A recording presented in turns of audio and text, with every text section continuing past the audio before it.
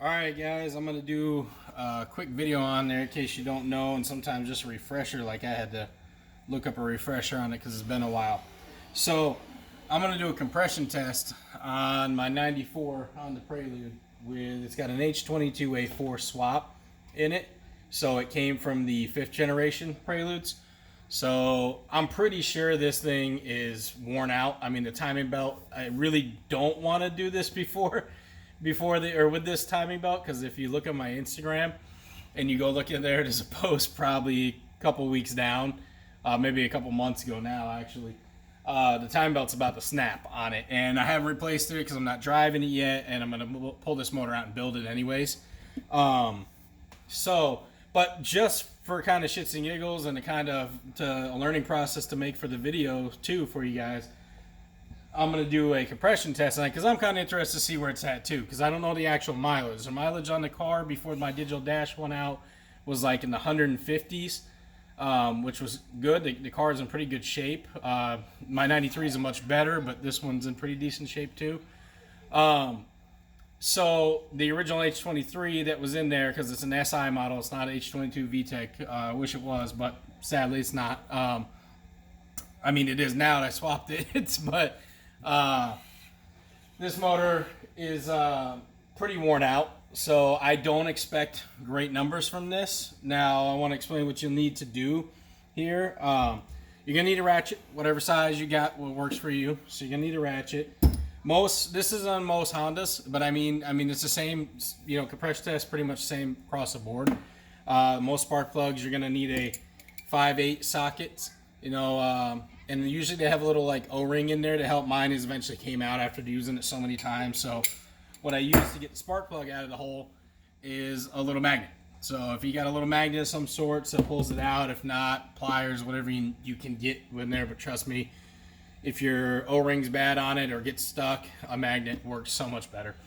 You're gonna need a 10 millimeter, at least for on the H22, because you're gonna have a little cover plate. If it's in good shape, should still have the cover plate on it.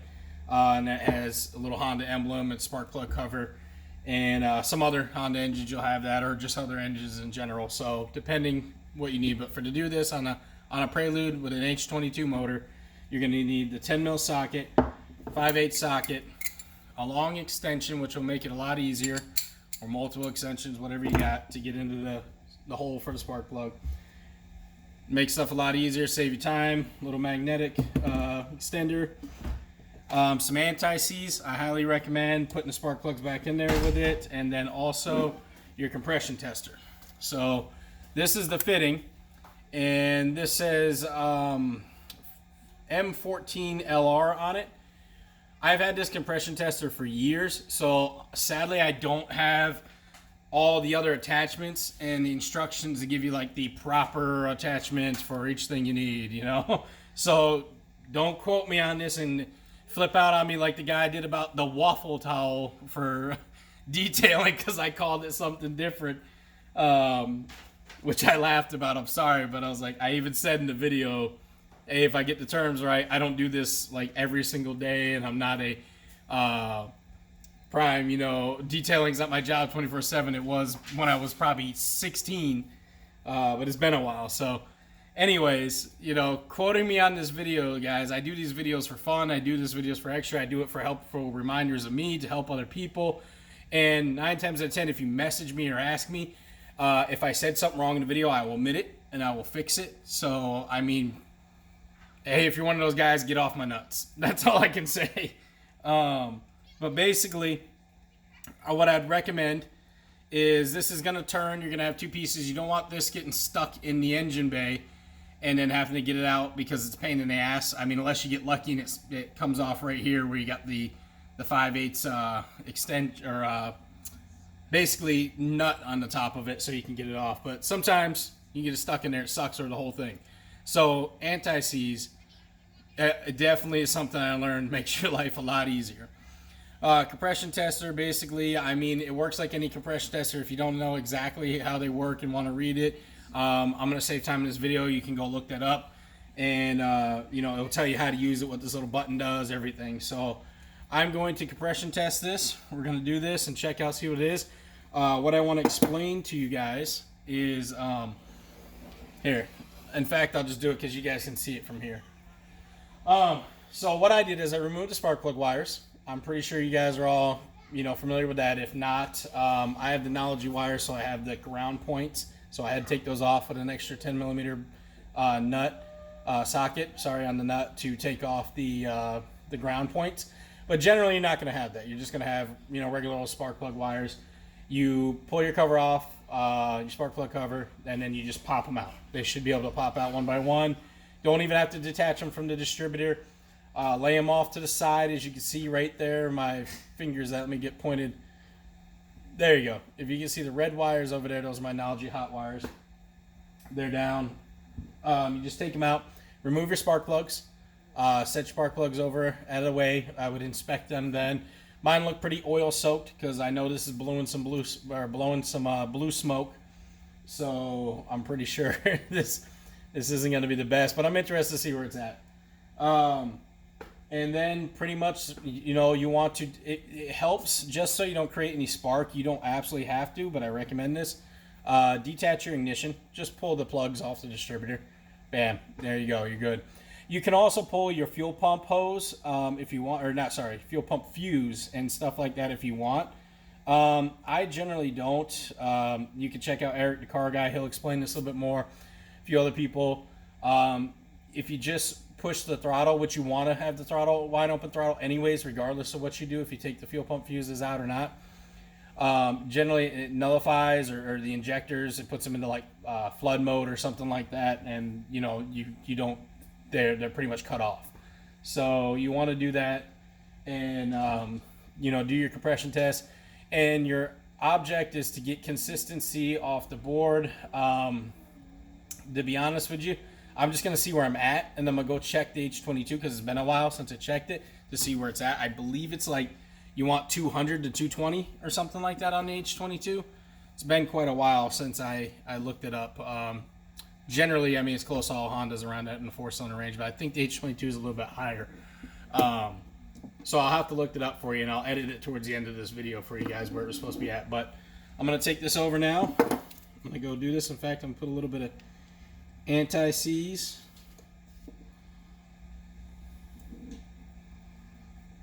And I'm going to have you guys watch me as I do it from here.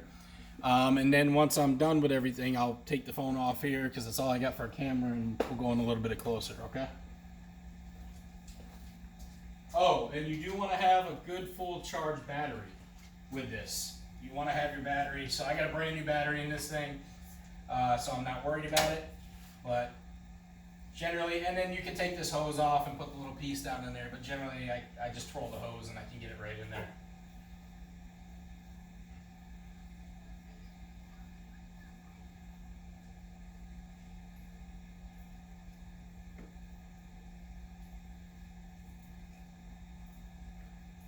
There we go. So I got it snug. You don't want it too tight at all.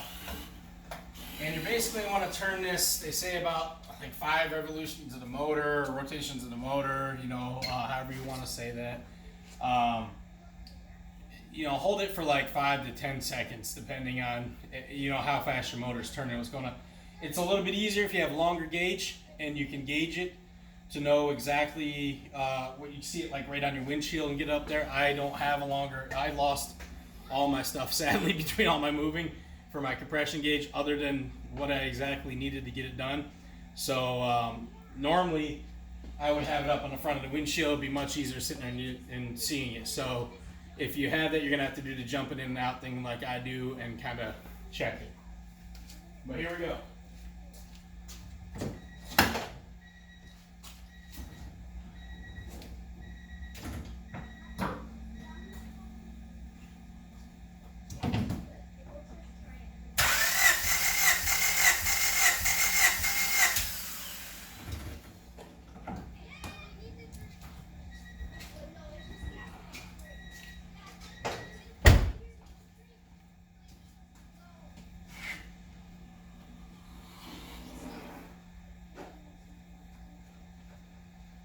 Alright, we got around 165 on that one. I'm going to try it for just a little longer and see, since it's the first one I'm doing. and see if that's where we're maxing out at or what's going on.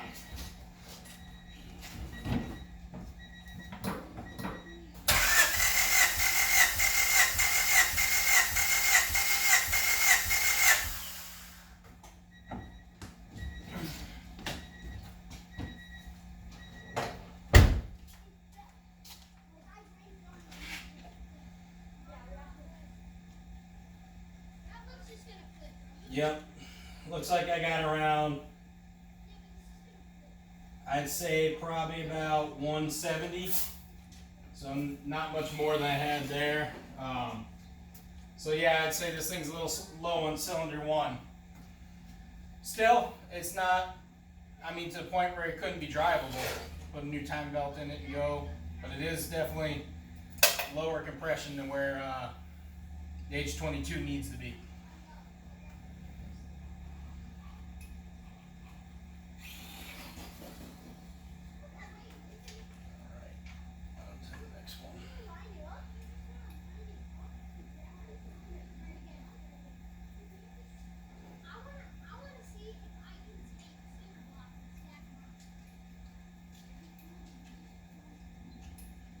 All right, a little snug. Try it again.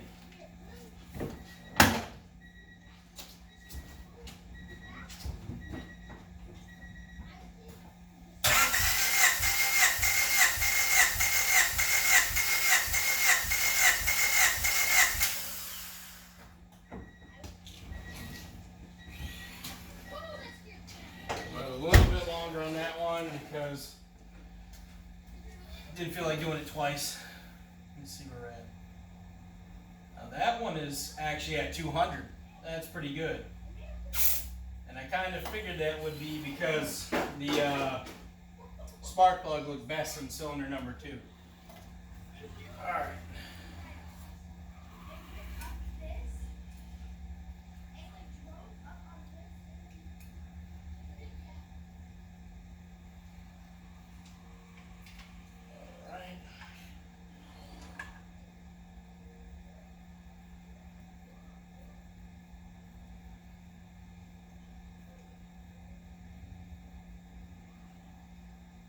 Snug.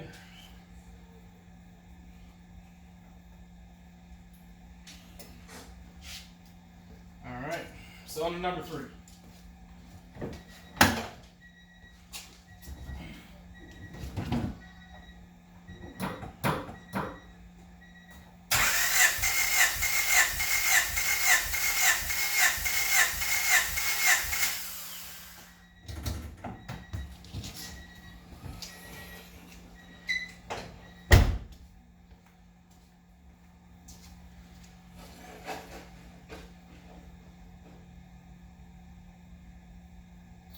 We got about almost 215 on this one. So like I said, I think the H22 is around 200 to 220. Between there is supposed to be pretty good and healthy.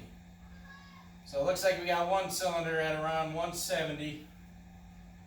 So that's cylinder number 1. Cylinder number 2 is around 200.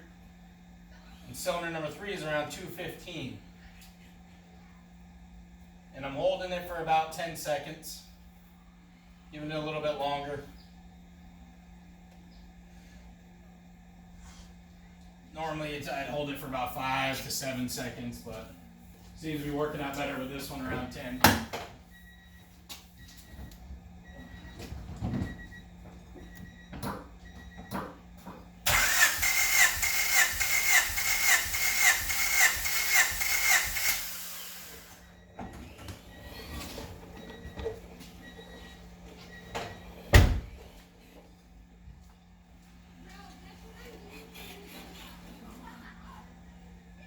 Around 215 on cylinder number 4.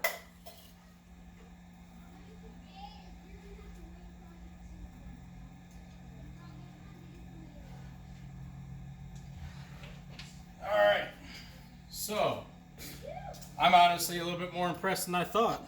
Let me write those numbers down really quick on something. Oh, of course my wife would take my pen and my pad that I have here normally. She's famous for doing that and not returning it. All right, I got a pencil just right on my workbench right now. Number 1. It's a nice thing about having a wood workbench. 1, I was around 170.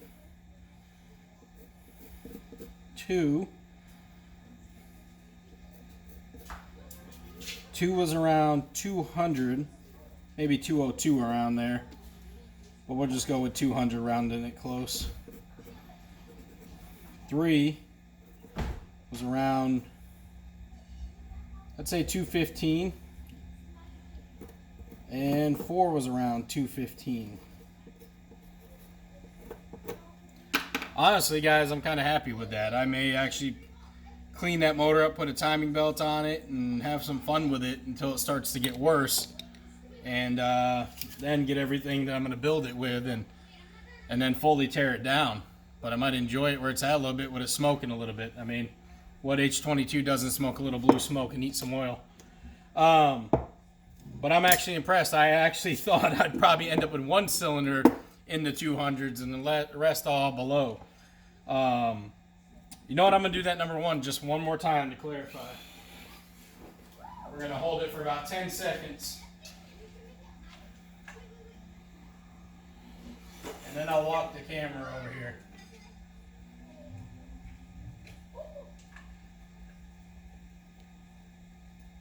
Come on, stop being stubborn now.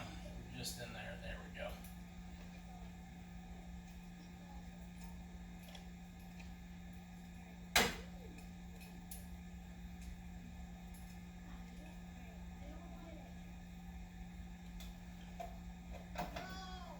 Alright.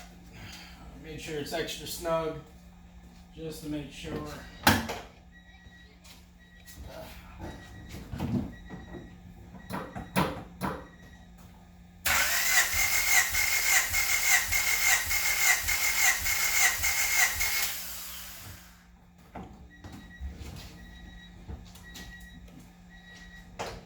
Now this is a dry test too.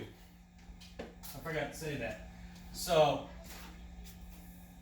yeah, about 170, 175 between there. So, yep, confident with that now. So, let me take you guys over here.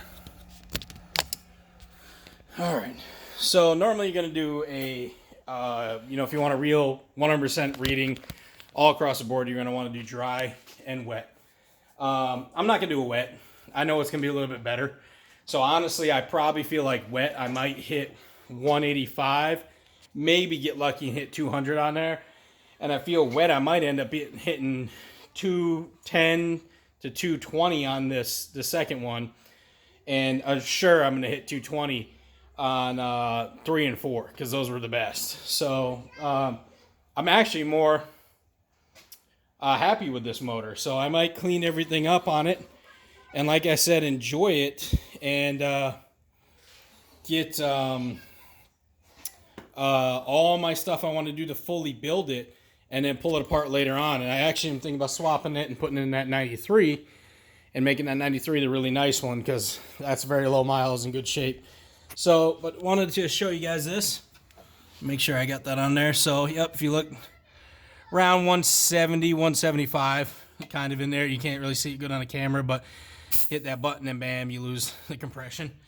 So, again, you guys just want to take your spark plugs out, move your spark plug wires out of the way, do your compression, get your compression tester, get it in there, make sure you lube it up, and you want to make sure you're good there so you don't have trouble getting it in and out and getting the spark plugs in and out. Remember, disconnect the ignition if you can. It's the easiest way. And hold the throttle down for a wide open throttle. And that's it, guys. I mean, that's how you compression test. I mean, I could do the same thing with H23 in there. I could do the same thing with both B20s and my CRVs. Generally, it's the same all across the board. Other than that, yeah, just remember this little guy helps. Man, he sees. Helps out a lot. You don't got to worry about shit sticking or ruining threads, which I've done that long time ago when I was younger. Ruin threads in the head, that's not fun. So have a good one, guys. Hope this helped.